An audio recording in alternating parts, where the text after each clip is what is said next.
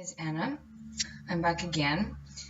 And today I wanted to talk to you a little bit about diagnosis because the diagnosis is like a key factor in people with mental illness. So imagine, you have a wound or symptoms for a sickness and you can really locate it and know where it is, what it is, or what sickness is it, where is it coming from, etc. That is troublesome. So I was an odd cookie, always been. A lot of it was confused with rebellion and teenage hormones and etc. But I always had that feeling that I wasn't quite neurotypical, quite normal. I didn't really fit in anywhere. I had to wear these masks to make people like me and stuff, and I suffered from bullying a lot and etc. And I was a bit off, if I can say that. So when I was 18 years old, I was starting I went to my first year of university in Portugal, and close to the end of the year, I had a meltdown. This was a shock for my parents because my dad's a doctor, my mom's a teacher, and everything happened underneath their noses. I started feeling very unwell around 15 years of age, 16, and it blew up when I was 18. So I went to my first psychiatrist when I was 18, after my meltdown, and I wasn't eating, I wasn't sleeping, I was very underweight.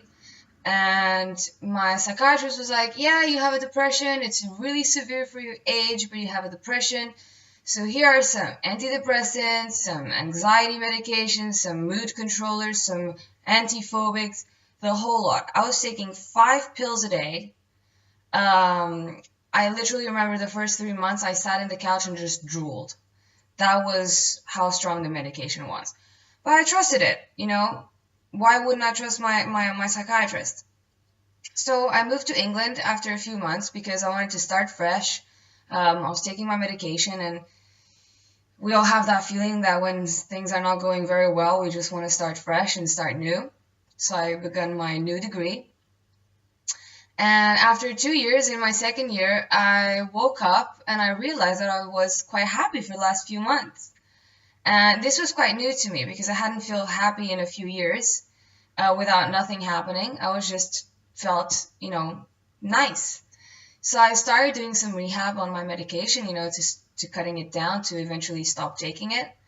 And I had a good 2 years after that until everything came back. And it came back worse. So a lot of familiarity with a lot of feelings and a lot of thoughts. So I was like, okay, I'm going to pack my bags, go back home, get some help. I need to fix this.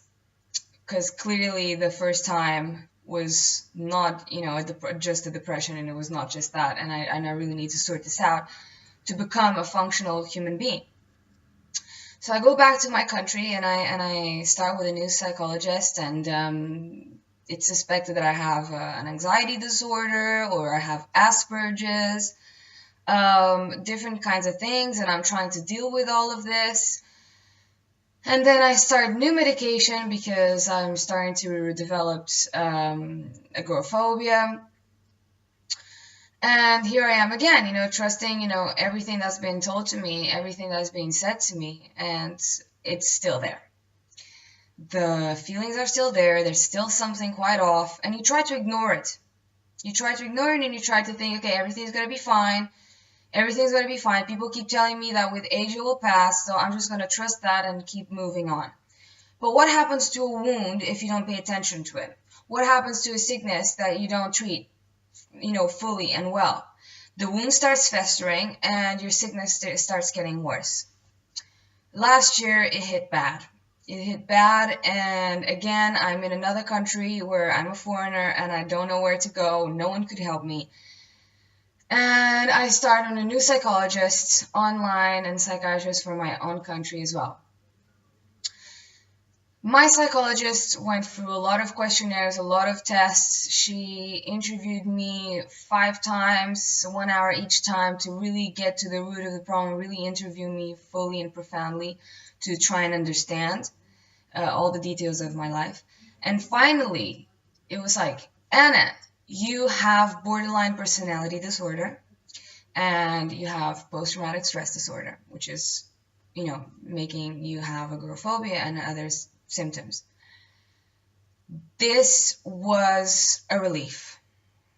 And I know it's hard to understand why is it such a relief to get a diagnosis of a mental illness, but PTSD is treatable within reason, and borderline personality disorder is chronic, it's forever, but it is manageable and you can live with it as long as you know how to have therapy with it, deal with it, etc.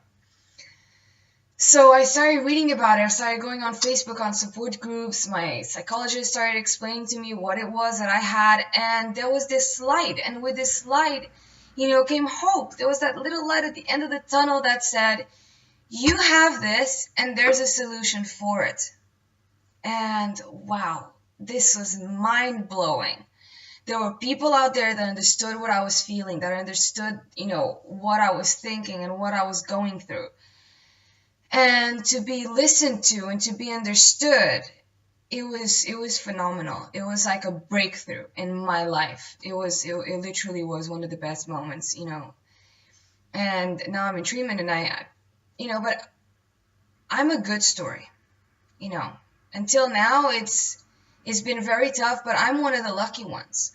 A lot of people go years and years without being diagnosed, without being, treated, without even realizing what they have, and not even in that identifying with the diagnosis that some health professionals give them. Like, I felt like that. But you have to really stand up and say, I'm not okay. I don't feel okay. It's still here. Let's try something different. Let's figure out what is wrong with me.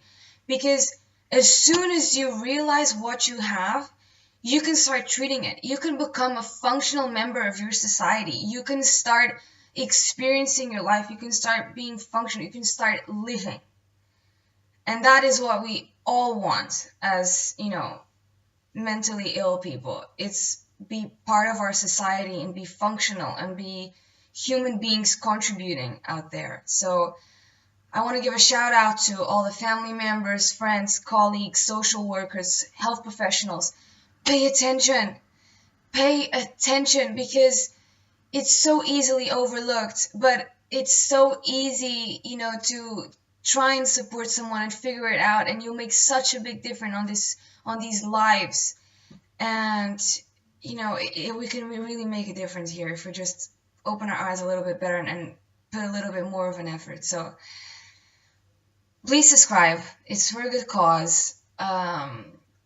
Let's spread the word. Let's stop the stigma. I know that there's a lot of people talking about this out there, but clearly it's not enough. So keep sharing, keep liking, and I'll be here back soon talking about something and informing you. So see you till the next video.